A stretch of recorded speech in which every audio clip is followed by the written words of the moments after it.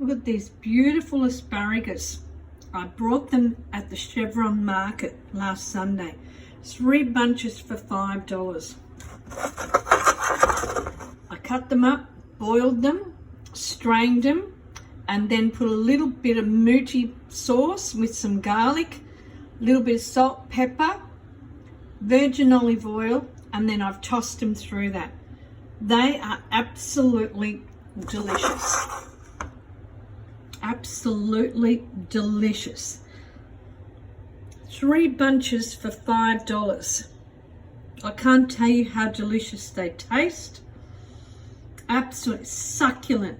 And the garlic, look at that garlic with the oil oozing through. And now it's gone a little bit cold, so the flavors have just settled in. Absolutely delicious.